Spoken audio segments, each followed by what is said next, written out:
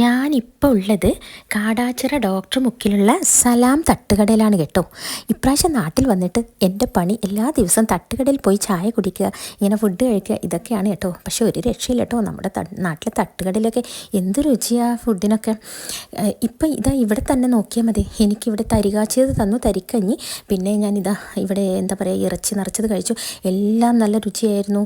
കൂടെയുള്ളവരൊക്കെ മസാല ദോശയും അങ്ങനെ പലതും വാങ്ങിച്ച് കഴിച്ചു. എല്ലാവരും കഴിച്ചു, ഒന്നിനൊന്നും മെച്ചമായിരുന്നു, നല്ല ടേസ്റ്റായിരുന്നു. അതിനേക്കാളുപരി അവരുടെ പെരുമാറ്റം, ഇവിടെയുള്ള ആൾക്കാരുടെ പെരുമാറ്റം അത്ര നല്ല ആൾക്കാർ കേട്ടോ.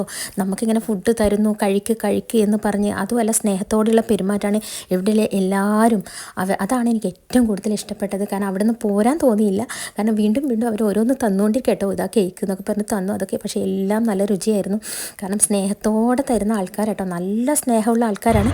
നിങ്ങൾ ആരെങ്കിലും ഇതുവഴി പോകുന്നുണ്ടെങ്കിൽ ഈ കാടാച്ചിറയിലുള്ള ഈ ഡോക്ടർ മുക്കിലുള്ള ഈ സലാം തട്ടുകടയിൽ വന്ന് കഴിക്കണം. ഒന്ന് അവരുടെ പെരുമാറ്റം നിങ്ങൾക്ക് എല്ലാവർക്കും ഇഷ്ടപ്പെടും. ഞങ്ങളോട് അവസാനം ഒരു ഹായ് ഒക്കെ പറഞ്ഞെല്ലാവരും അങ്ങനെ മടങ്ങി.